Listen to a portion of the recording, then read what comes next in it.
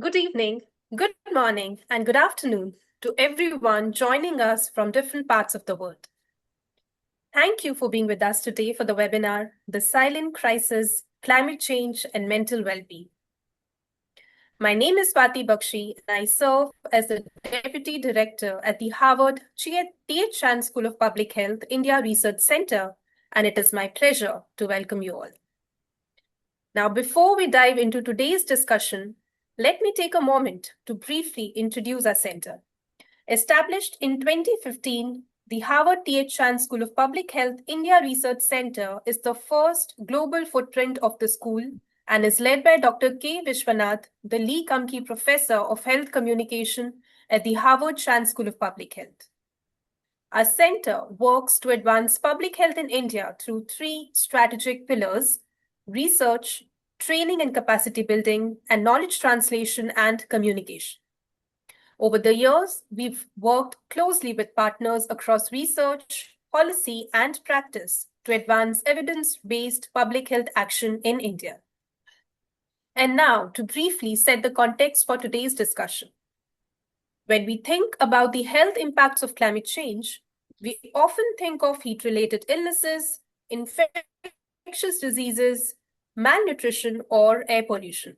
Yet, one of its most profound and often overlooked consequences is its impact on mental health and psychological well-being. Climate change affects mental health through multiple and interconnected pathways. Concepts such as eco-anxiety, ecological grief, and solastalgia are increasingly entering the public health discourse as people grapple with the psychological consequences of a changing climate. These impacts are felt most acutely by communities already facing social and economic vulnerabilities, repeated climate shocks, displacement, or limited access to mental health services. This highlights the need to integrate mental health into climate adaptation, disaster preparedness, and resilient health systems. So, recognizing the importance of these conversations, our center launched the webinar series, Climate Change in Health, Science, Policy, and Public Health in Action. And through this series, we bring together leading global and national experts to share the latest evidence, discuss policy and program responses, identify research gaps, and explore strategies for strengthening India's public health response to climate change. Today's webinar is the fourth session in this series and focuses on the critical intersection of climate change and mental health. And we are privileged to have an exceptional panel of experts with us today. It is my pleasure to introduce them. First, we are delighted to welcome Dr. Mark Weisskopf, who's the Cecil K. and Philip Drinker Professor of Environmental Epidemiology and Physiology at the Harvard Chan School of Public Health and Director of the Harvard National Institute of Environmental Health Sciences Center. His work focuses on how environmental exposures affect brain health and mental health across the life course. Welcome, Dr. Weisskopf. We are delighted to have you with us. Next, we are pleased to welcome Dr. Aakash Shrivastava, who's the Additional Director and Head of the Center for Climate Change and Health at the National Center for Disease Control and serves as the Technical Lead for India's National Program on Climate Change and Health. He has played a pivotal role in shaping India's national policies and programs on climate change and health. Welcome, Dr. Shrivastava. It's a pleasure to have you with us today. Our next panelist is Ms. Jasmine Kalha, who's the co-director and senior research fellow at the Center for Mental Health Law and Policy, Indian Law Society. Her work focuses on advancing evidence-based implementation research on mental health and human rights in low-resource settings, and she co-leads the scale-up of innovative models such as Atmiyata, which is a community-led intervention to enable access to mental health and social care. Welcome, Ms. Kalha. It's wonderful to have you with us today. Next, we extend a very warm welcome to Dr. Naveen Kumar, who is the Professor of Psychiatry and Head of Community Psychiatry Services at NIMHANS. He also leads the Center of Excellence on Climate Change and Mental Health, established as part of the National Program on Climate Change and Human Health under the National Center for Disease Control. Dr. Kumar also serves as Principal Investigator of Telemanus, India's national telemental health program. Welcome, Dr. Kumar. We are delighted to have you with us today. Well, these brief introductions can only scratch the surface of the wealth of knowledge and experience our panelists bring, and we are truly honored to have them with us today. We look forward to enriching discussion. Today's discussion will be moderated by Dr. Christy Denkla, who's the Assistant Professor of Social and Behavioral Sciences at the Harvard T.H. Chan School of Public Health. She leads the Population Wellness Lab, where her research focuses on the psychosocial, biological, and environmental factors influencing responses to loss and trauma. She also holds appointments at Harvard Medical School, Massachusetts General Hospital, and the Broad Institute of Harvard and MIT. Thank you, Dr. Denkla, for joining us and for moderating today's discussion. And now, before we begin, let me briefly share the flow of today's webinar. We will begin with an interactive panel discussion for approximately 65 minutes, followed by 15 minutes of audience question and answers before concluding the session. And I encourage all participants to submit your questions through the Zoom Q&A box throughout the session. Our team working behind the scenes will bring as many of them as possible into the discussion. With that, thank you once again for joining us today. And I now have the pleasure of handing the session over to Dr. Christy Denkla. Over to you, Dr. Denkla. Thank you. Thank you, Swati, for that lovely introduction. And I will look forward to moderating discussion. And I'd really like to thank the India Research Center and Dr. Vishwanath for leading this important conversation in an often overlooked area at the intersection of climate change and health.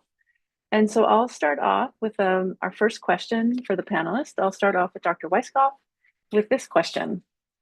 What does the current evidence tell us about environmental exposures and their impact on mental health and psychological well-being? And then the second part is, I'll leave there and I'll do the second part later. Okay. Okay, sure.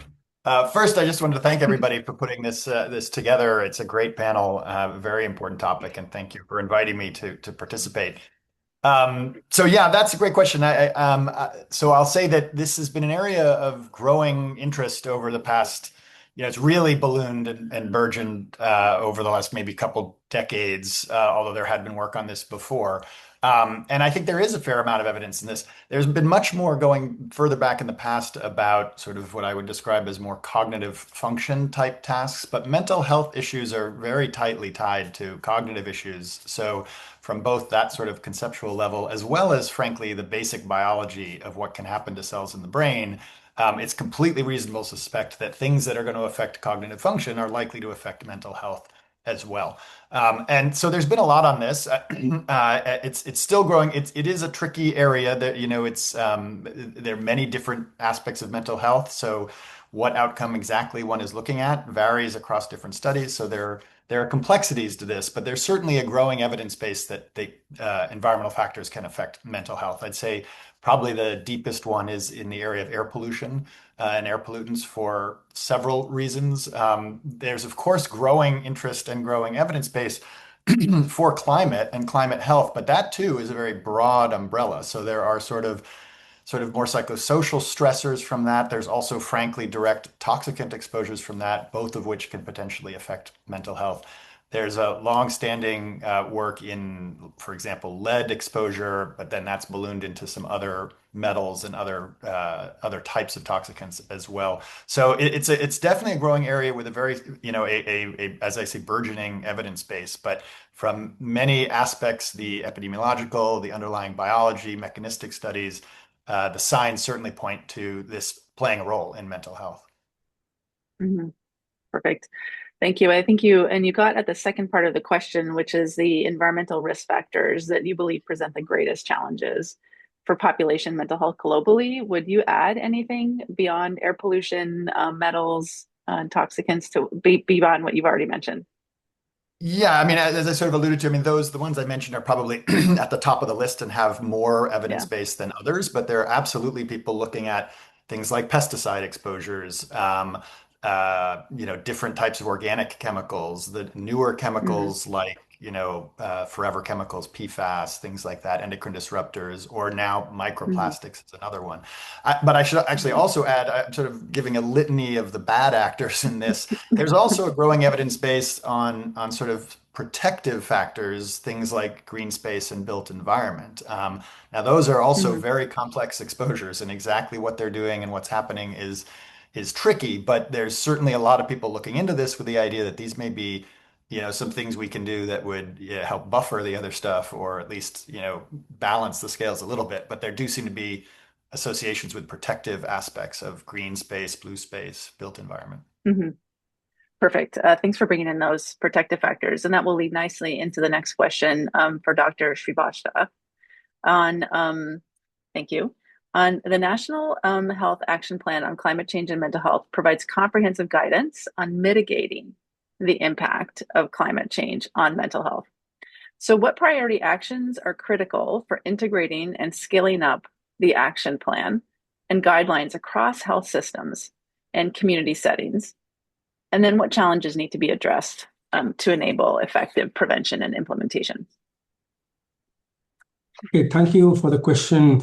Mm, At the outset, in the working in this area of climate change and speaking about mental health, there is one thing that I would like to say in specific. It's not only in India bringing about to the developments of new mental health problem, but it's also getting a much worsened situation for people who already existed with these mental health issues. Even without climate change, mental health in India has a lot of unmet needs. And the climate change is only making the problem more complex out in this country. If we look at how the IPCC framework defines the risk beyond the hazards, the exposures, the social, economic, and the environmental risk factors, it's also the existing inequalities and the vulnerabilities in this country, whether in terms of health or demographic or socioeconomic or socio-political inequalities, all of them just compounds the problem. In this context, we have to work towards climate change and mental health actions. At the broader outset, for someone who is looking into climate change and human health, I have the responsibilities on not only seeing that health gets integrated into the climate policies and the platform in which I sit with the ministries of climate change and related ministries. A lot of discussions have been held there about how we just had a hearing from Professor Vesikov about how there can be protectors if the space is adequately built. So these are the ministries that are investing toward development of the country, and if they put in necessary inputs, there will be a contribution to a better health, including of the mental health. The other area that I work on is seeing that how climate is accounted for in the services that we are developing in the health and inclusive of the mental health. Thankfully, we already have Telemanas, which is a very huge structured program which provides for opportunities of counseling through telephonic services that reduces the carbon emissions to a large extent. That's one of the contributions. There's another big mission that has come up in India, a flagship program by the Honorable Prime Minister, which is called the Life Mission or the Mission Lifestyle for Environment. It's where a lot of activities are being promoted, especially activities related to Ayush, naturopathy, helping people get connected to their culture and reaching out for solutions in lifestyle that will not only benefit their health, their mental health status, but also help protect and get connected to the environment around them.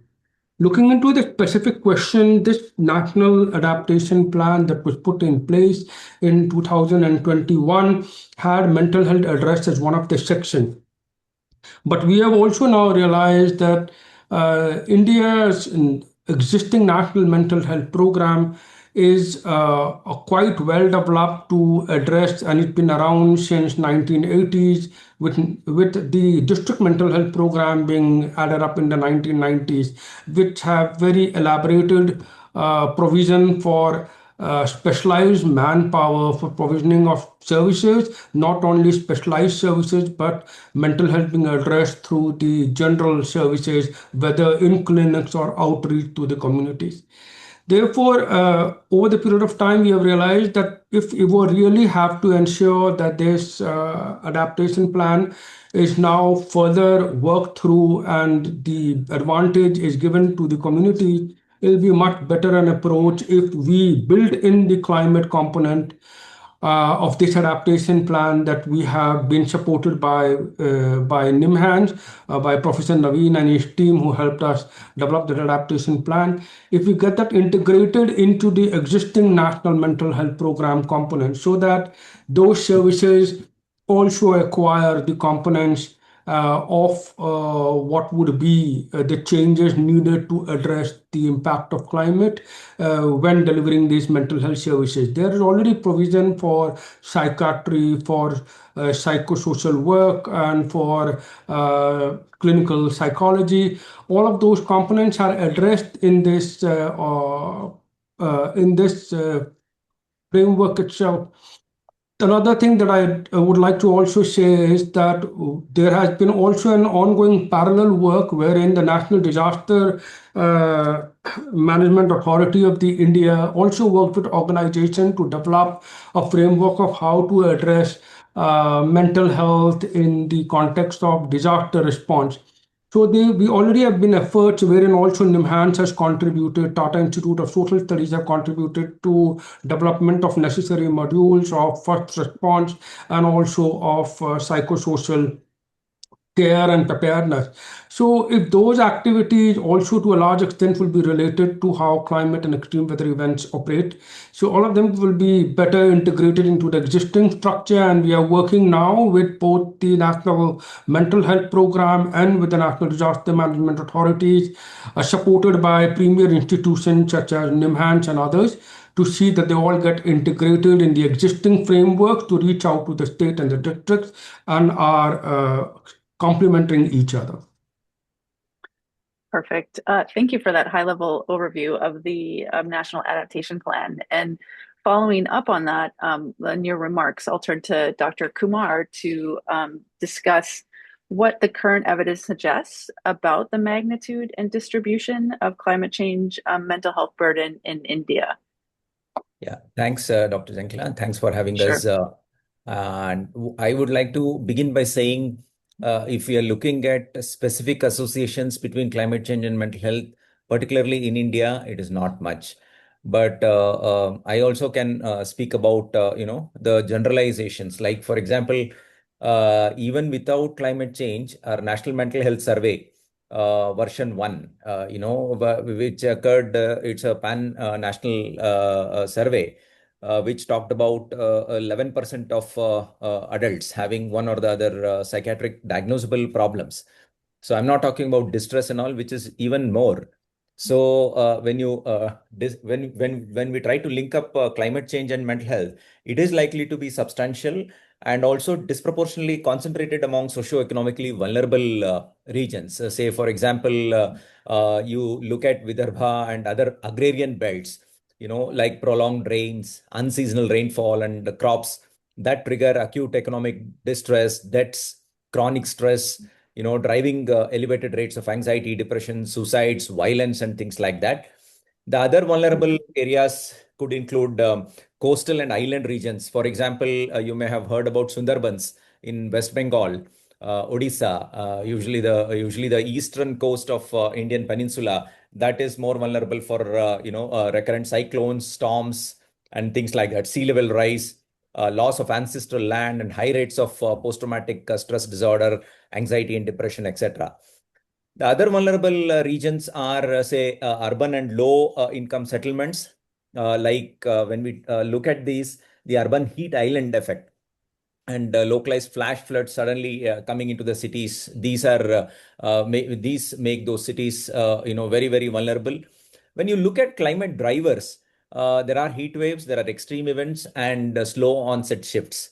Also, the pathways can be direct, indirect, and a biological path. So, direct path can be trauma, as I was discussing, acute stress or post-traumatic stress disorder.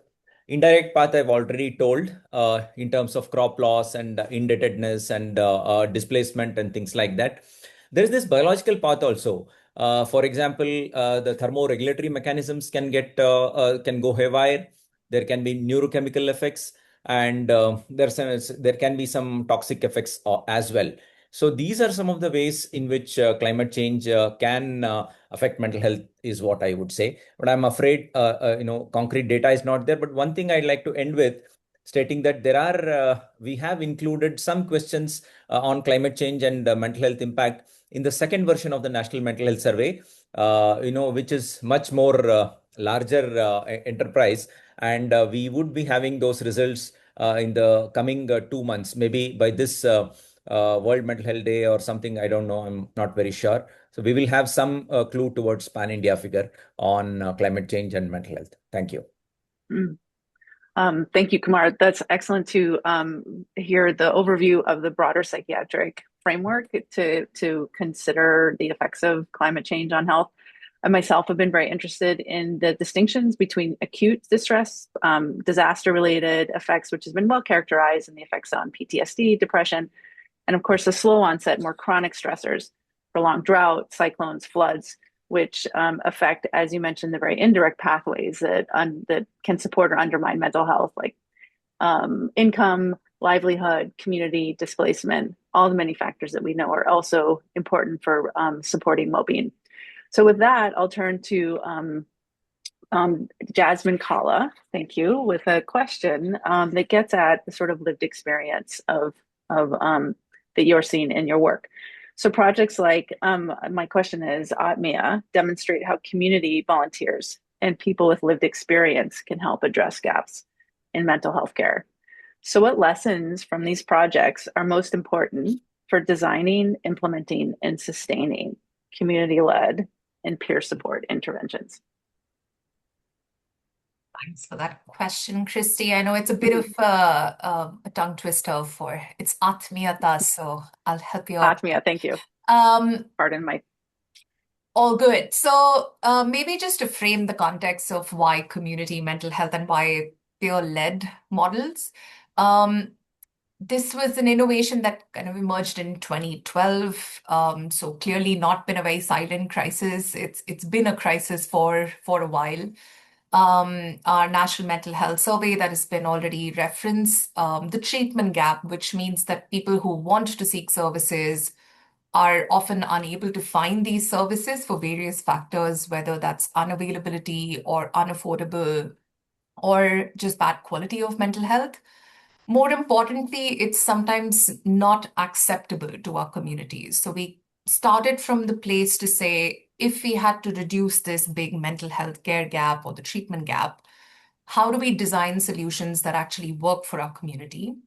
And this has also been designed in a space where mental health is being looked at quite in a biomedical, clinical way, where the assumption is that if you provide specialists, the communities will just come to you. And we know across the globe that is not the model that has worked. So if we had to counter that, if we had to find solutions that are more community-based, it automatically, the hypothesis is that it will be more acceptable, more feasible, scalable, and low cost as well. So the Atmita model is the community led mental health and social care intervention. As you will notice, we did keep the social care element along with mental health care because we do think mental health by itself cannot be looked at as an individual issue and needs to be looked at more structurally determined through social and commercial determinants, and taken a slightly more public health approach of it. Within that context, we thought co-designing these solutions with communities, in our case, more rural communities, which again fall within the marginalized and vulnerable groups. How do we create solutions with them rather than for them? So at all stages in the conceptualizing, in the co-design of the implementation, evaluation, and ongoing scale as well, we've kept that connection going. I think a point to highlight here would just be, I'm probably bringing in the more human element to these data and statistics and numbers, that eventually climate change is being faced by real people and communities. And the hope is somewhere there, that how do we build connected communities? How do we leverage that social capital that already exists to create solutions that work for that context, for that population, rather than assuming this blanket approach will work for everyone? Yeah, maybe let me just pause there and come back to the other points. Sure. Yeah. Thank you. I think this is an excellent point to circle back to Dr. Shrivastava, because you, Jasmine, are talking about the what you're seeing at the co-implementation, at the co-design, at the community level. And it's an interesting question. We have an opportunity here to discuss how what you're seeing at the community level might align with a broader national policy. And so, Dr. Shrivastava, I'd love to hear your thoughts on what your experience has been. Of course, the mental health care gap is not unique to India. It's really global phenomena worldwide. There is a gap between people who need services and the services that are available. So, do you see co-design and community-led efforts as sort of informing how national guidelines can be adapted to support context-specific implementation, sort of across states and districts, which, of course, in the India context, has additional layers of complexity? Yes, I very much agree to the point. After all, the services are intended for the community, and their participation in strengthening the services and shaping them very much makes sense. And it's not only in mental health services, in all the health services that we are looking towards being developed. We wish that the community comes forward. There is a lot of societies that are available in the what we call as the rural and the urban local governments in the country. There has been a consistent effort for us to strengthen the capacities of these local government, both rural and urban, which we call Panchayati Raj in the rural system, and the wards that we have in our urban system. We have urban local bodies which operate under them, to see that they bring together both governmental and non-governmental organizations, self-helping groups, and other groups. We can work together to design things that are relevant. And this is not only, as I say, working in context of climate and mental health, but also in all other services as well. So whether we are designing services of health for disasters, whether we are designing other health services in context of climate or otherwise, we are trying to see that co-designing and co-working should help. But here, the three main players that play important role are the health department related workers, the environment related officials, and the disaster response officials. Unfortunately, for these health as well as for disasters, they have identified groups both at the community level in rural and urban setup, which work towards the end delivery of the products. And that's how this is likely to be get strengthened in the mental health context as well. And as our earlier speaker spoke about, there is already a lot of work that's going on, which is helping us in this direction. And we are definitely trying to ensure that in our state and district level action plans, these are accounted for and given adequate space so that they become formalized in the mechanism. Thank you. Yeah. Thank you. Thank you for highlighting the considerations in the rural and urban distinctions. And to add to that, would love to turn to Dr. Weiskopf to ask a question about life course perspective. So in addition to the rural urban distinctions, your work has also highlighted that exposure timing across a life course may be relevant for later health outcomes, of course. And how can life course exposure assessment help identify sensitive periods? Or what have you learned about the life course perspective in climate and mental health from your work? Sure. I mean, I guess I'd say the first is I haven't specifically looked at this necessarily in the context of mental health a lot. We have done some with very early life exposures and late life mental health issues, but as a general concept, absolutely. And I think there's an importance to doing this for many reasons. I mean, there's obviously biology that differs across the life course and, developmental periods, adult periods, aging periods, and all of those can sort of introduce different types of vulnerabilities to these types of exposures. Number one, so there may be just different periods that are more sensitive to any type of exposure, whatever it might be. But importantly, some of the others may have very longer lasting effects. So, as the brain is developing, if you have impacts then, you're potentially setting yourself up for lifelong conditions, not just sort of immediate ones that if you remove the stressor, you would recover from. So that's a key reason to look across a life course, because there may be periods that are just far more vulnerable. And there may be just different contextual issues around exposures at different periods, which then can translate into public health action to sort of help try and mitigate or prevent these things. Maybe there are particular groups that are especially vulnerable for a variety of reasons, but one of them may be the time of their life that they're getting exposed. And so we can focus some prevention efforts on that group. It also helps in many ways. I mean, I won't go into all the details that these studies get difficult from epidemiological reasons to really say, is it the environmental exposure or something else? But for a variety of reasons, if it turns out there are different periods that have different effects, that can kind of be used in studies to kind of help improve our understanding of causality, that it really is the exposures we're looking at rather than something else behind this. So there are advantages to doing it for that reason too. I will say it's difficult. I mean, the part of the issue is you need these exposure assessments, which are hard to get under any circumstances, and now you need to get them across the life course of people. So, we can do it by studying individual periods of the life course in different groups, but the best would be to follow the same people over the entire life course and see what exposures at different times matter. And that's just a matter of needing a lot of data and a lot of people. So that's the struggle, but it's absolutely a very important aspect of the research to do.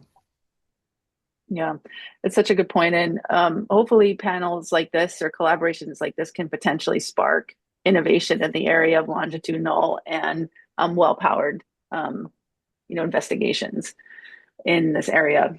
And the other thing that you reminded me of as we talk about this interesting and important question of causality in climate and mental health is, and especially the intersection of cognition, is the effect of heat on cognitive processing.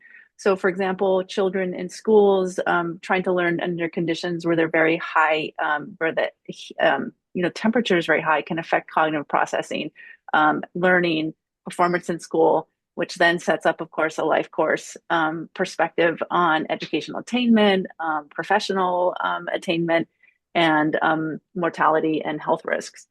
So it's another example of the life course perspective. And I imagine, Dr. Kumar, perhaps you've taken this into consideration in your National Health Action Plan on climate change and mental health that outlines several components for addressing climate-related mental health risks. Can you describe the key components of the action plan and the factors that need to be considered when responding to these sorts of risk factors?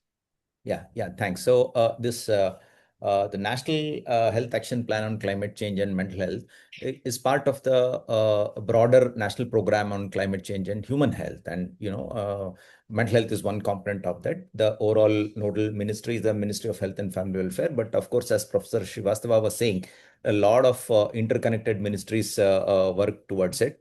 So when you look at the components, so the National Health Action Plan is planned in such a way that there is a plan at the national level, then there is something at the state level, and then there is something at the district level, because there are quite significant variations of the vulnerabilities, I would say, because India is a very, very diverse country, and so the vulnerabilities also differ.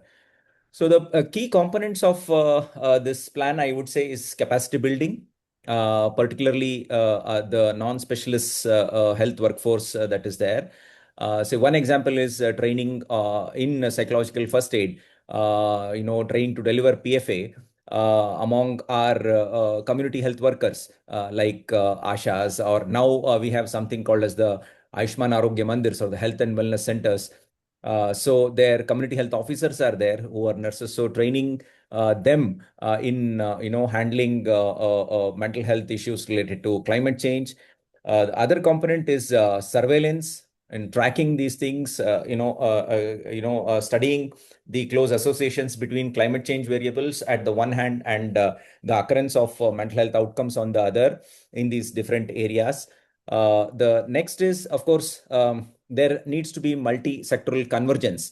Like Professor Dr. Shrivastava was mentioning, National Disaster Management Authority. Likewise, there is urban development ministries. There is social welfare department, water resources. So it is earth sciences. So all these ministries should work together. Only then a coherent policy can happen for these, to tackle climate change and mental health. I would say the key components, I would say, would be the situation analysis and vulnerability mapping. I would say the capacity building I have already spoken to. Then there is a huge IEC component that is there, that is the information, education, and community communication activities, which focuses on community messaging on the impact of climate change and mental health. There needs to be a huge IEC on stress and coping strategies, reducing stigma around mental health. And I've already spoken about surveillance integration and intersectoral coordination. So these are some of the thoughts that come to my mind when you talk about the National Health Action Plan. Thank you. Thanks. Yeah, thank you for outlining the National Health Action Plan. And I'll turn now to Jasmine again to talk about implementation of this. So thank you for outlining the strategy. And so, Jasmine, from your perspective on the implementation, what changes are needed to enable important kind of person-centered, rights-based mental health care that you're so interested in, including embedding dignity, autonomy, recovery, and lived experience into routine mental health services? Yeah, thanks for that. I think just to Dr. Kumar's point, it might be good to collaborate because we've also been running the psychological first aid through Atmeta across our community volunteers and been also working with health systems. So there is a model that does work and has been scaled across 13 states in our country, as well as interestingly gone to a high-income country as well. So clearly, if you co-design solutions well, the principles apply no matter where you go. So yeah, I think there's a lot to leverage, but I think your key question was the implementation, and part of the struggle that we have at the center, or the solutions that we want to create, is reducing these gaps between what the plans are and what the policies are, and how do you actually get them to work. So everyone knows that everyone should get some basic amount of mental health training, but who is that person who should be doing it? Are we overburdening people who are already meant to do a lot more health indicators? And how do we bring in innovation to actually get the work done? So I think our curiosity is coming from an implementation science perspective to say, if we know from the evidence some things work, how do we make it contextually relevant? Rather than assuming that there is only one solution, which inherently means that implementation cannot be done by a few consultations and a few capacity building, but actually needs to be done over a period of time. To also that point around capacity building for mental health, unfortunately, everyone just thinks if you run capacity building or awareness sessions, life will be sorted. Unfortunately not. People are aware, people are talking. The gaps are really at the response phase about how do you listen, how do you respond. And people are curious about any tools and techniques because we don't have a mental health language across the life course instantly. So how do we build these tools and resources? How do we make sure that we can bridge the gap between what the research is saying, what the policy is saying, and what the community actually needs, and find that sweet spot for building acceptable solutions. Um, and part of that is actually finding people with lived experience to be a process, to be a part of this change, get their perspectives, rather than, get the most popular people in the room who kind of speak in that echo chamber sort of mentality. So how do we diversify those voices, treat people more as equal partners rather than us doing things to them? I think that's the other point of co-design that kind of gets left behind. We know we should do it. We're still exploring how we need to do that. I think the other point that I just wanted to highlight is that the mental health lens has often been, again, quite biomedical. But actually, when you speak to people about their mental health, they frame it in a slightly more social context, and it's linked to many other things. We also know from research that it's really hard to de-link, say, poverty and mental health. The same way, I think there's some now emerging data about climate change and mental health. One of the things that I did want to point to, is the increase in studies now to link suicide deaths and heat, which is a bit of a worrisome concern for a country like ours, which already has, younger dividend, or like the young population in our country is dying by suicide.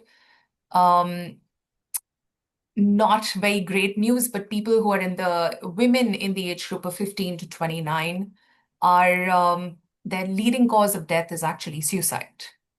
And it's the second leading cause for that same age group, after road accidents for young men. So clearly there's something happening, and now climate change will probably only worsen things, and especially for different age groups. So yeah, so I think we need to see who is getting impacted, and I can already see some questions coming up around specific groups and intersectionality. So it's hard to say that, what is that implementation question is how do you get the principles of doing something? How do you find the contextually relevant responses to get that gap bridge between policy and research and communities' needs? So I'll pause there. Thank you. Yeah, and thank you for responding to the question as well from Balaka on the climate change and impact on women and other vulnerable groups, which you've identified. I did not know that very important piece you mentioned about suicide as a leading cause of death for women between 15 and, you said, 29. It's an interesting question that we're considering here today. They're bridging these gaps between implementation policy and sort of cognitive or biomedical or psychiatric science. And so on that, I'll turn to a question for Dr. Weisskopf, really around the sort of idea of brain health and what your work has shown about environmental exposures and the influence on brain health, again, across a life course. And we might even think about this in terms of vulnerable groups through both harmful and potentially protective pathways. So do you see opportunities for evidence emerging from your work here to inform prevention or even implementation strategies? Yeah, I mean, I'd say at the root of what the kinds of stuff that I do, I mean, it has a very, in some senses, simple potential prevention strategy at the core of it, which is I tend to look at these environmental pollutants, and these are things that can be regulated at a national level, at a state level. There, to some degree, in some cases, also action can be taken on a personal level, although for some of these, it really requires more policy level changes. But I would say in sort of, part of that's sort of at the very core, that a lot of these things we're looking at, we're pretty confident don't, have benefits. And so when we see these indications of negative effects, we need to act either individually or at a more larger government policy level on them. But to pick up a little bit on the point about different vulnerabilities and different contexts for all of these effects, I do think it's critical to do these kinds of studies and get evidence in different places, India being one of them, in different parts of India, in the sense that, especially with mental health, there are so many contextual issues around how that gets expressed and what happens that, yes, there are some basic things we know. It is probably correct if we can reduce air pollution, if we can reduce lead exposure, that would help. But having studies that sort of look at the on the ground contextual issues in places like India would be hugely important to better inform what actions should be taken and which ones would have the most impact if you could do it. So that's just a really big plug for setting up the systems to be able to do that kind of work. And there was already discussion about sort of these national surveys on the mental health side, which is great. That's the first piece.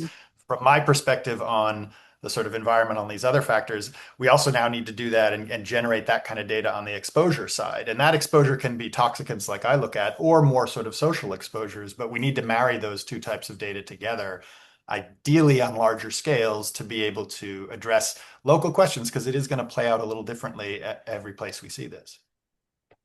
Yeah. Yeah, thanks, Dr. Weisskopf. Dr. Kumar, do you have thoughts on sort of the local context piece that Dr. Weisskopf mentioned? Yeah, I'd like to mention some of the research that my colleagues are looking into, the early exposure to psychosocial adversities and their impact on brain development. And our colleague, I'm not expert in this area, but I know my colleagues are following up large cohorts which have shown deviations in the neurodevelopment, in children with, say, alcohol disorder, the patients. So some of them are very elegantly studied, and even the manifestation, future manifestations of those with ADHD, that is the attention deficit hyperactivity disorder, that can get adversely impacted by a deficient psychosocial environment in which they grow. I think it's very much there, and it's quite important to be aware of that, because in order to devise some preventive mechanisms, these kinds of research, this kind of research is extremely vital, and evidence is building up in India, I would say, particularly from our institute. And of course, there are some research I'm aware of which directly links air pollution to cognitive development of children. And in cities like Delhi, I think some studies are done. So I'm sorry, I can't give more details, but I think definitely these things are there. Thank you. Yeah, thank you. So, turning this conversation back again to the national or policy level, Dr. Shrivastava, so the question for you here is on sort of the institutional mechanisms that you see in your experience as the most critical to securing this sort of cross-sectional coordination that we are talking about here between implementation, co-design communities, the science, longitudinal studies, population-based studies. And so I'd love to hear your thoughts on what mechanism you see as the most critical to securing that kind of coordination. I think you're on mute. You're on mute. I'm going to speak here about is the type of institutional mechanisms. That one sort of institutional mechanism that we have here is related to delivery of climate-informed services. We have a mechanism right from how health mission under the Prime Minister's Council on Climate Change report to the highest authorities of what action is being taken to have a proper integration of climate change in health overall. Then down to how multiple ministries get together, including the health ministry, to discuss on the mission-related activities. Then coming down to the ministry itself, there are specific committees led by one by the Secretary of the Ministry of Health and Family Welfare, and another committee led jointly by the Secretary of Climate Change and the Secretary of Health to discuss issues of climate change and health. And then within the health itself, down at the state level and at the district level, for implementations of the National Adaptation Plan on Climate Change and Health, there are intersectoral committees led by the senior most state level authorities of health, that are the principal secretaries, and the district magistrate at the district level. So these provide opportunities of multiple institutions getting together in planning and implementation of the activities. I would like to also add here the way we are working towards climate and health component in India is providing a decentralized approach. We very much acknowledge and understand, as some of the speakers spoke here today, there are many local issues which can be better understood and their solutions can be better understood if we empower the local authorities to think about their own problems and their own solution. Higher we go in the hierarchy, it's talking about more generic approach towards bigger issues which are common across the districts or the states or all over the country. But the context of climate impact is very local. In the same state, different districts have different experiences and also different resources to address them. And that's why we leave it to them to design their own adaptation plans. And the climate and health adaptation plans, which have been developed in India, we call the state level adaptation plans, have been developed by the independently by the state government with only a support at the national level. They have developed their own state adaptation plan. And now we are moving on to asking the districts to develop their adaptation plan. Close to 800 districts will be developing their own adaptation plan. Around 100 of them have already given shape to their adaptation plan.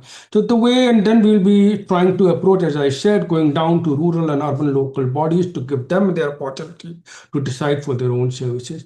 The other part of the question that you spoke about, the institutional mechanism for the studies. In India, the research is with the Indian Council of Medical Research, which is the national apex body that gets the budget to decide on the research priorities in the country. It has got a number of permanent institutions and a number of affiliated institutions, and also advanced research centers that work on the specific areas of interest. Some of them are working only on mental health, and they've been working on for a while in the area of mental health. And now, in context of climate coming up, the out calls have gone out for asking for centers to apply of their interest in climate related areas. Of course, I'm not aware of any climate and mental health related center coming up, but yes, climate and other areas of interest related centers have started coming up, and we are hopeful that over the time all other areas get represented in terms of research. But they also provide grants to many medical institutions and non-medical institutions which provide their interest in areas of conducting studies, and that provides an opportunity to these medical college and other institutions of science to carry out cohort studies and other longitudinal studies and studies of other strong methodologies that can help generate evidence from different parts of the country. Some of the premier institutions in India, three of them are apex institutions supported to a large extent by the central government, are specialized in mental health, and they also contribute to such studies. Thank you. Excellent. Thank you for providing the details on the research component of that is integrated into the National Health Action Plan. I'd love to have a deeper, further conversation on that, potentially between Dr. Weisskopf and Dr. Kumar, to ask you both together, and Jasmine as well. What research priorities would you identify as sort of the target, the most urgent for generating actionable evidence at the intersection of climate change and mental health? So, if perhaps Dr. Kumar, you might start from the sort of India context and your Sure. work, sure, and then I'll turn to Dr. Yeah. Weisskopf. Yeah. Yeah, thank you. I think there are a couple of focus areas, I would say. Like, for example, there's no, but we require studies on exposure assessment. Like, there is lack of granular micro level climate data matched to health outcomes. So that is one straight away a no-brainer, I would say. So we need to establish precise dose response relationships between climate variables as well as mental health outcomes over a long period of time. That is one thing. And the outcome assessments, one thing is the mental health consequences need not always lead to a disorder level psychopathology. A lot of people will be suffering from subsyndromal symptoms, I would say, psychological distress. So, how much of them have psychiatric disorders? How many of them have, psychological distress? There are new syndromes in terms of solastalgia, eco grief, eco anxiety, and so on and so forth. So, we don't know what is the prevalence of these things in climate sensitive areas. So, that is something. And of course, there is always this problem of causal attribution. In the sense that it is very difficult to isolate climate drivers from underlying socioeconomic vulnerabilities, particularly in the context of mental health, because a lot of confounding variables will be there that can obscure the specific contribution of climate events to mental illness. And finally, I would say longitudinal tracking is very important, because whatever studies are there are predominantly cross-sectional. We need studies which do look into 5 years, 10 years trajectories of these problems. So we require a lot of funding to establish and maintain these cohorts. I would like to stop here. These are my thoughts on research priorities. Thank you. Dr. Weisskopf? Yeah, honestly, I'm not sure I can add much more to that. That was a great summary of what is needed. I completely agree with everything that was said there. Yeah. I guess what the couple things I would emphasize is that I think there's, absolutely these sort of longitudinal studies following people, trying to get exposures, et cetera, hugely important in different contexts, so we can see, what is affecting what where, and frankly, the more data, the better. I guess I would put in a plug also for these sort of large scale, even if one is not necessarily thinking of like a cohort study where you define some number of people and follow them, sort of statewide, national-wide databases of some sort, whether it's the mental health ones that have been talked about or exposure ones. I mean, a lot of the work in the United States or Europe gets done because there are these systems in place. So it becomes much easier to link the data together.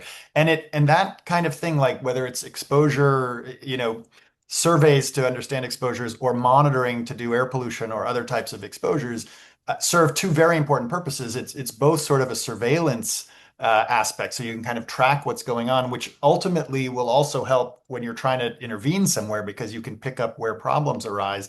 And that data can be useful for studies where you're trying to actually identify causal factors. So it's sort of a twofold benefit to get those kinds of systems in place.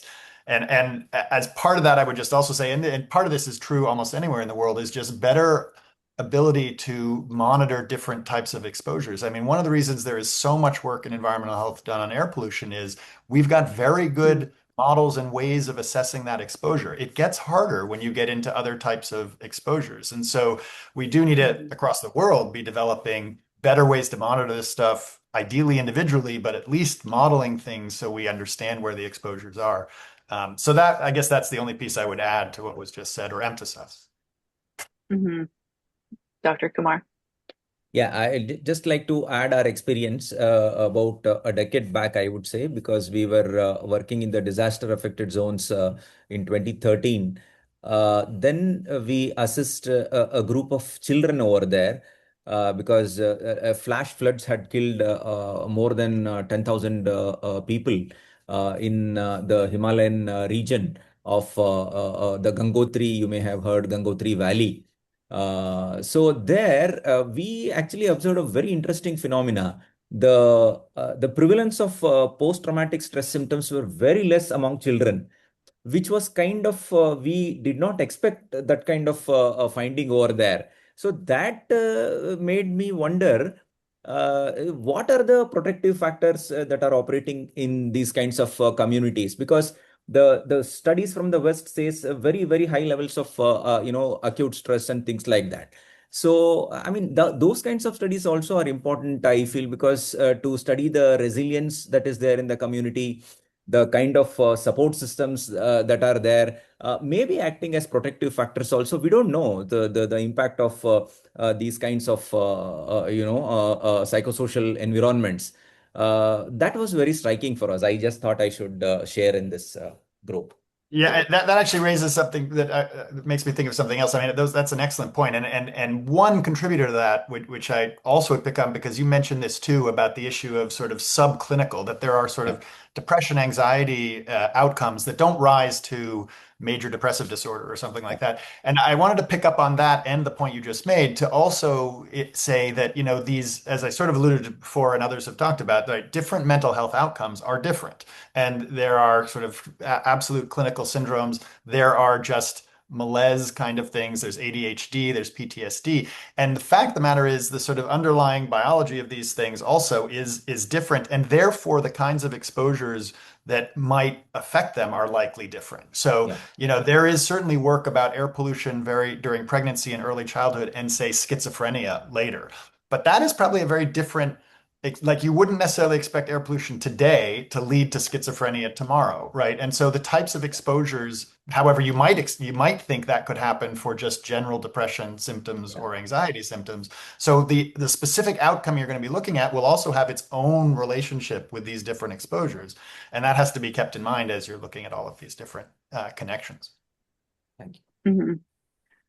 Yeah, thank you. It's such an important point, and it gets at as well the social context and the social factors that are intermediaries or moderators or mediators among these relationships. And Jasmine, I also think about mental health and assessment a lot in the difficulty. We've talked about subclinical, subsyndromal, syndromal, of course, and the variation, the wide variety, cognitive health, Alzheimer's. We haven't talked about aging much here, but hopefully we will in a second.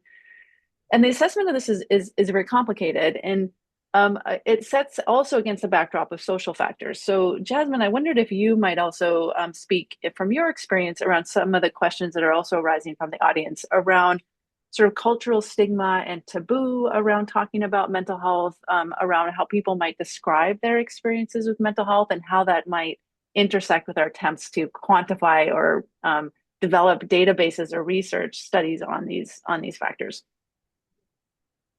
Yeah, I think I was just going to point to that. It's nice to have universal data sets. It does help us make interventions, but I would agree.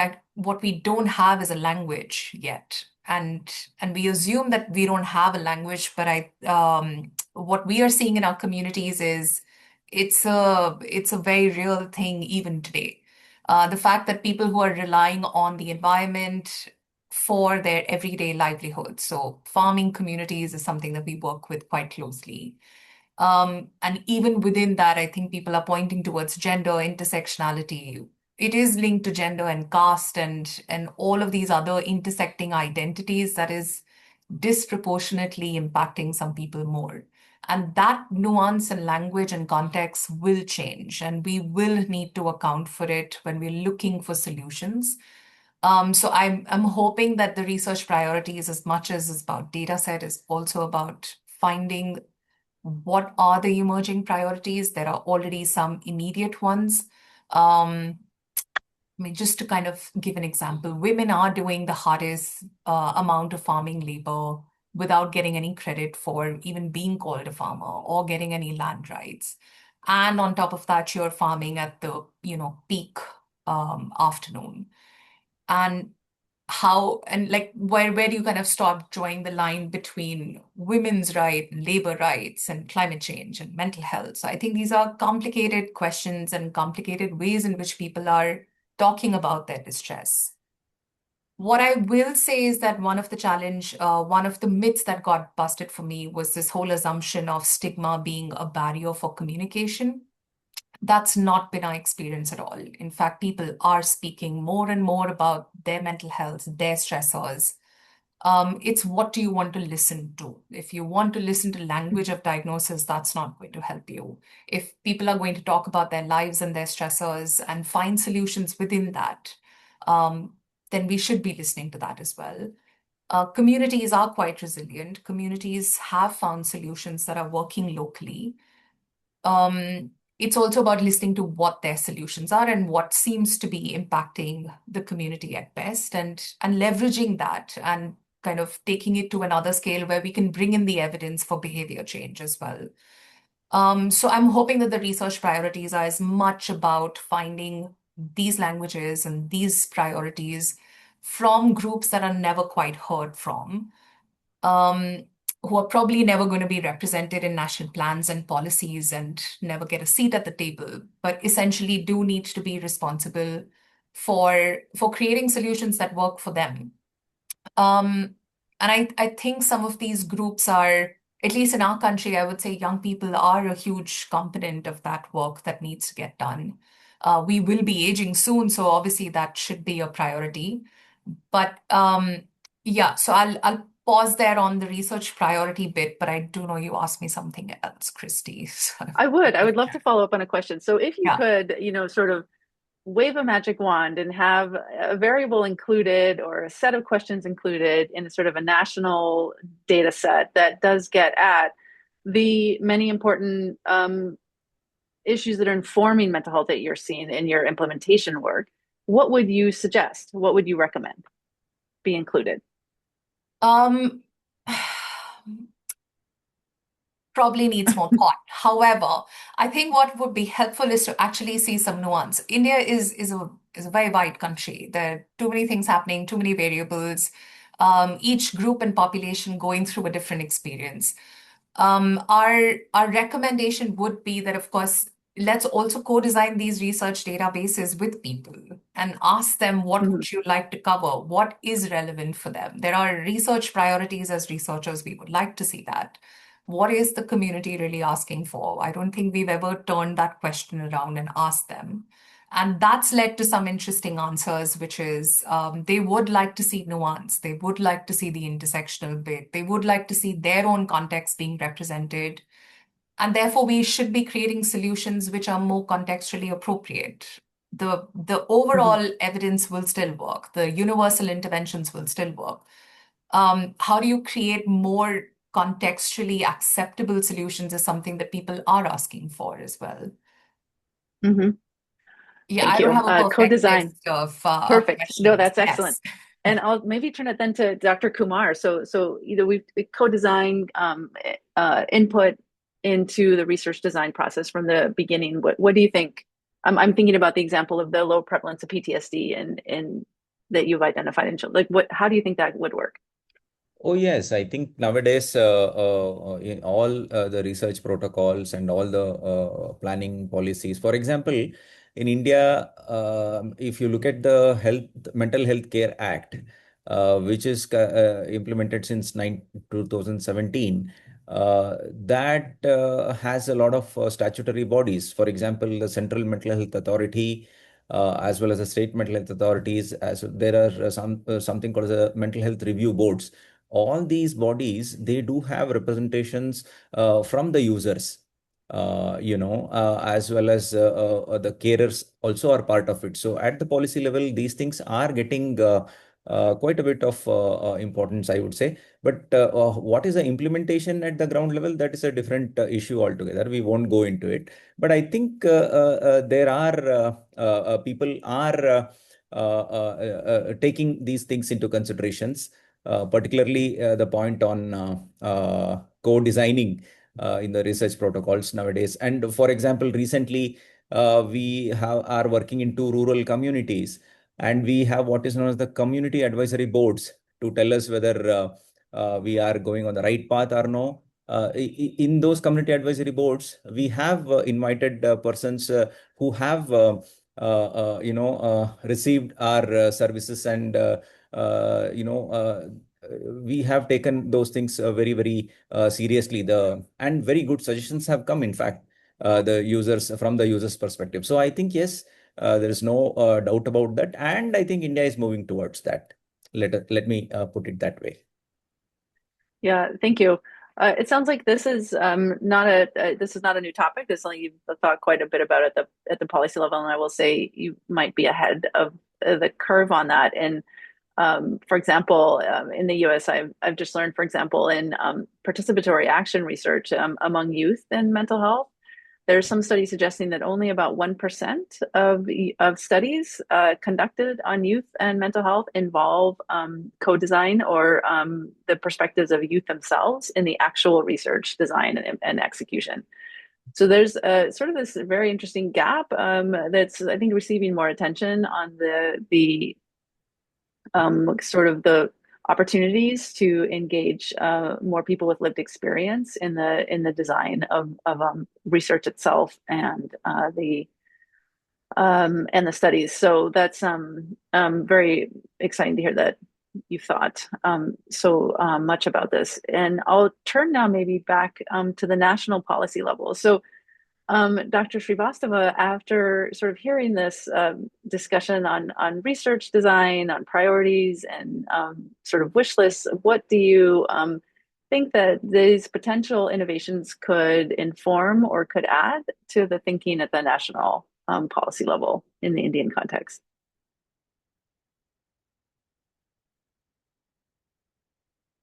Okay, so the first thing, just based on also the conversation that's been going on, I just would like to bring on one of my experience. At the time when tsunami came in India, I spent almost 6 months in the so-called Andaman Nicobar Island, largely the Nicobar Islands. And there were two islands there. One island is the Car Nicobar Island, which has indigenous communities that live in the Car Nicobar Island. And the other one is the Great Nicobar Island next to it, where you have a lot of people who have migrated from the mainland and settled down over the years. One of the experiences during the 6 months was that among the mental health conditions that were experienced following the tsunami, the experiences between the people who lived in Greater Nicobar Islands were very different from the ones who lived in Car Nicobar Islands. And we largely realized that the ones who in Greater Nicobar Islands were the people who came from the mainland. They lived similarly as most of the people in urban cities live out in India, whereas the ones who were in the Car Nicobar Islands were the indigenous community. They have their close network and social cohesion among them the way they lived. And this is not only that we recognized it in the work that was being done in those islands, recognized and documented this concept to ensure that the services that are rolled out account for it. Now, this experience that I'm saying out is also an experience that gets translated into the bigger policies. When I said we're giving out opportunities of decentralized approach, we understand that the voice of the people who live in these communities needs to be heard at that level. No one sitting out at headquarters in Delhi would ever understand what happened down in two different islands of the same set of islands. So this is how it's important to give a decentralized concept, and that's why we are giving out the enabling the local governments to design their own services. And approach to mental health services would also be taken on the same approach. Now, coming back to the question, especially in terms of research, I would say there is a lot that needs to be done. You heard from people who work in this area that there are unmet needs, and we need to understand what is exactly that we need to address to ensure that we have better policies in place. And we are very grateful for institutions like NIMHANS and other national institutions. The National Mental Health Program also tries to bring in a network of institutions which teach mental health to provide them opportunities to research through their postgraduate students in area of mental health. And they bringing their own new inputs from the communities that they work in. So again, at the end, I'll only say it's important to know what's happening across the India to make a better, resilient mental health service in India. No, thank you. Thank you for that concrete example as well. And so in the last sort of 15 minutes as we turn to audience questions, I'll pose a few questions from the audience to our panelists. And I'll pick up on one that actually follows from what Dr. Shrivastava was hinting at, and Dr. Kumar as well, in terms of disasters and displacement. So one of the questions from the audience is, as climate change, displacement increases, what do you see as the most urgent policy or research priorities for understanding and addressing its impact on mental health, particularly in countries like low and middle income countries like India? The question was, are India? So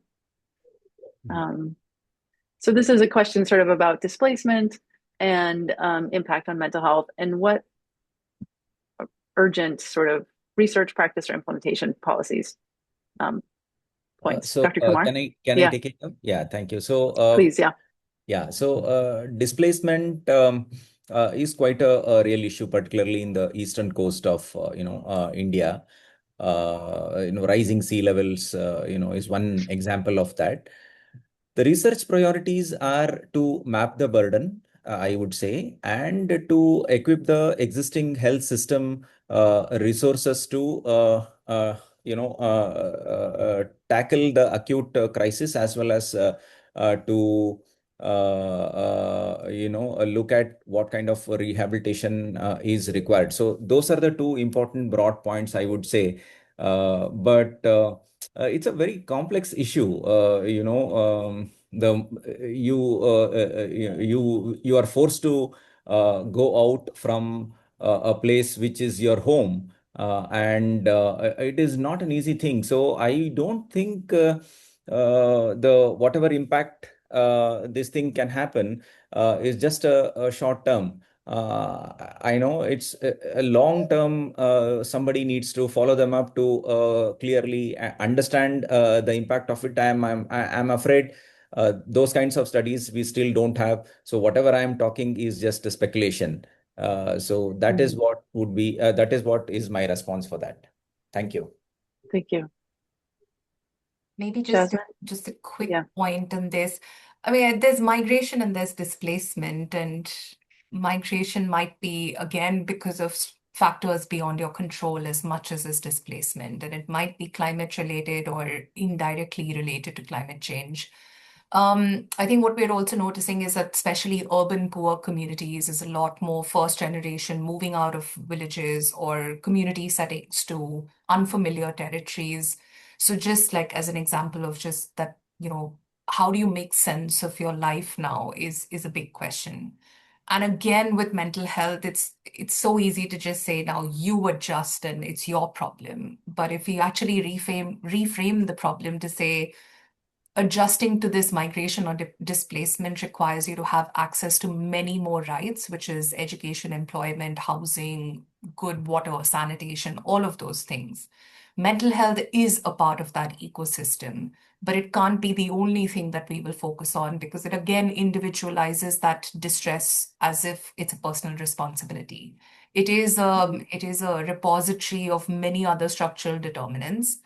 And part of that, some of the work that has been done is linking people to peers and similar kind of, that low intensity psychological first aid, training enough of the community members to say you can provide support at your own community level rather than waiting for this expert, because people are intermingling and speaking to people. So finding that connection, giving them the right evidence and tools to provide that mental health care, which is not causing more harm and actually providing more practical support as well as mental health support or psychosocial support is really where we need to kind of move forward. But again, it's not to diminish other rights which are required to adjust to this new life of just either displacement or migration.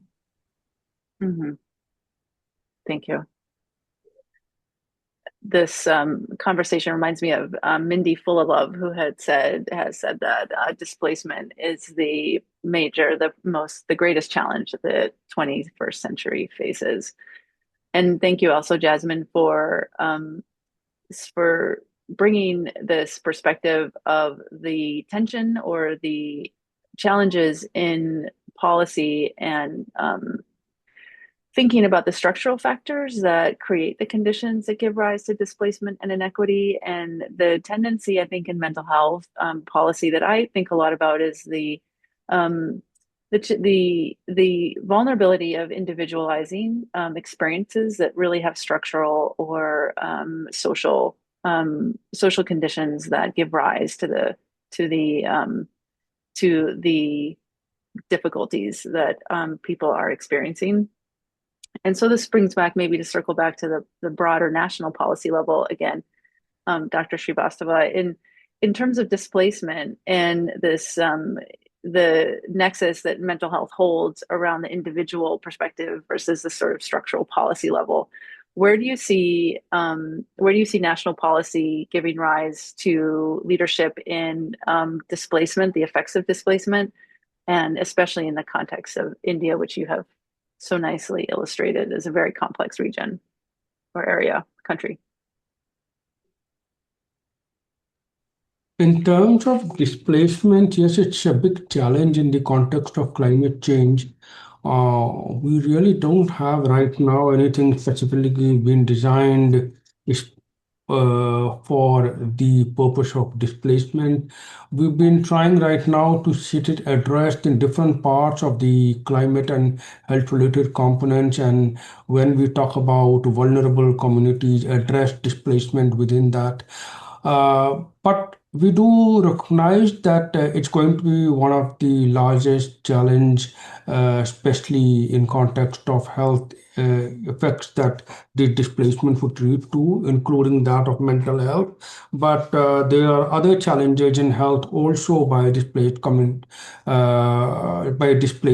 resulting in discontinuity of health services and other aspects of health being impacted as well.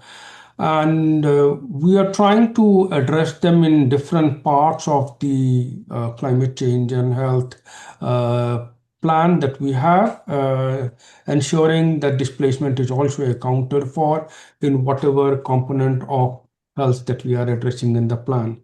But going from forward onwards, we will be paying more attention to this component as and where we get an opportunity. Thank you. So maybe in the remaining time we have together, we've talked a lot about vulnerabilities and psychopathology, clinical disorders, subsynodal cognitive issues. We've talked a bit less about resilience, or as problematic as that term may be, or community strengths, community assets, community psychological assets, wellness, how these factors might play into our thinking also about the intersection between climate and mental health. Dr. Weisskopf, you began your remarks by discussing some of what we're learning about the protective effects of green space, about urban planning that promotes wellness. Maybe I'll start with you, and this relates to one of the questions from our audience as well around frameworks or models for climate resilient mental health and interventions. And in this question specifically, and I'll turn to our other panelists on the context for potentially, for example, tribal women in India. But I'll start with you, Dr. Weisskopf, on your reflections on sort of the role of assets in thinking through mental health and climate change. Yeah, sure. I mean, it's hugely important. And I think this is in particular an area where, we should expect that there should be exposures that are potentially helpful. And as I said, I alluded to the green space, blue space, urban design. I mean, in the climate context, there's those very simple things like you can design things to mitigate heat, right? You can create shade. You can develop buildings that don't get so hot on the inside, things of that sort. So there's a very direct path there. But even with other aspects of green space, there's lots of science going into this now, trying to figure out other pathways, not just, changing the temperature or filtering pollutants of some sort. There may be other effects as well, psychological ones. So certainly exploring that and other types of factors that might be mitigative. I mean, as Dr. Kumar said about the PTSD in the kids, right? There's something about the kids. We need to understand that scenario, like what protected them from that. Now, part of this may be they're not the people thinking, what do I do with my family? I have to support blah, blah, blah. So they have a different set of contextual measures that are influencing them. But I think as we move forward in this, I think a key thing first is just to not just think about the bad actor's side, but think about what could be the good actor's side. And from my old neuroscience training, I'm getting a little bit outside now of my absolute expertise, so I'm conjecturing here a bit, but I do know that like models of sort of depression in animal models is something like learned helplessness, right? Where the animal is placed in a scenario where they can't control what's going on.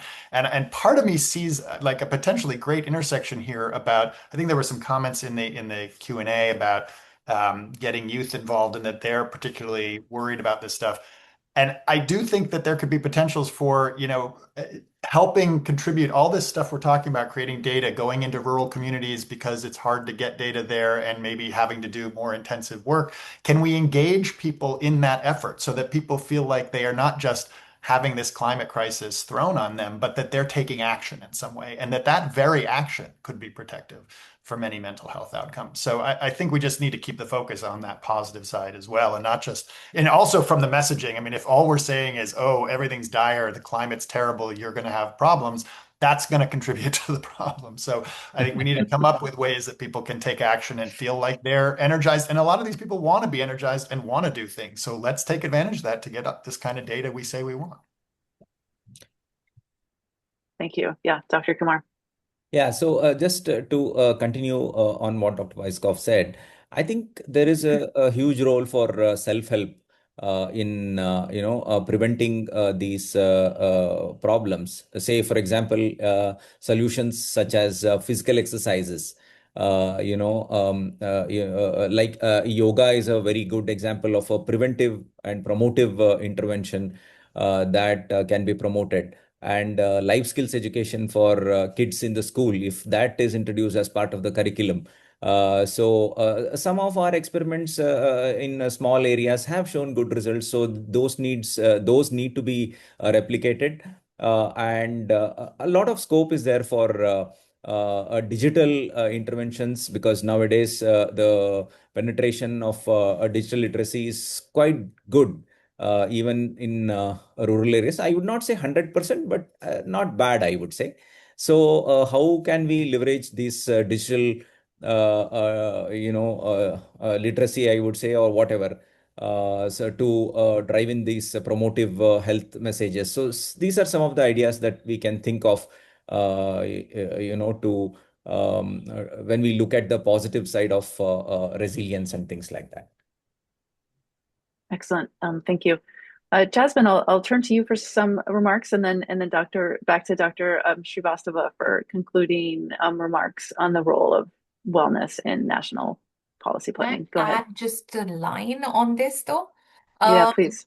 I think even globally now, there's a race to resilience. I don't like the word resilience, but anyway, there is this whole race to resilience, and one of the cases that we're trying to make is that resilience will require psychosocial, psychological interventions as much, because not equipping people to address their own solutions or figure out their own problems and then create solutions is a disservice. So, of course, community. It's just that how do you define it? What is a community? And we've realized that within whatever your sense of belonging to a group is, there is a lot of social capital. People are constantly brainstorming, creating a lot more innovation, solving problems that researchers can't think of. So I think it's also about respecting where people are and finding that sense of community, and then doing the intervention still makes more sense. So of course they're already doing things, otherwise we would be in crisis mode all the time. Yeah. Exactly. Thank you. Dr. Shrivastava. Oh, you're on mute again. Yeah. I would say the challenge we've been experiencing is that climate change is a new domain area for the people from the health sector today. And we've been finding already it quite challenging to try to make an acceptance towards how it impacts the human health and the role that the health sector has to play in terms of adaptation to climate change. In this context, we have not been able to do a lot since we started working on it. There have been some new areas that came and were more challenging, like the impact of heat, air pollution, to which we never previously had any opportunity to address in the health sector.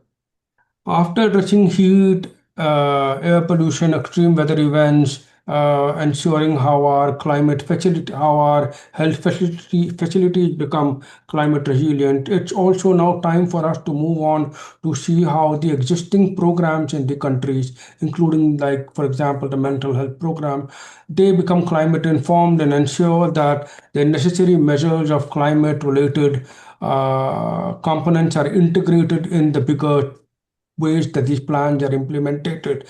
And it's still a long way to go. It would be a big dream for us to ensure that we are able to reach down to the lowest administrative unit in this country so that this entire population, considering that how huge this country we are, we have challenges that we from different parts of the country in terms of resources, in terms of opportunities, and all of that has to be accounted for and opportunities to be provided to each part of the country to ensure that they become climate resilient in the all health services, inclusive of mental health services. So that's what I look as going forward in this country.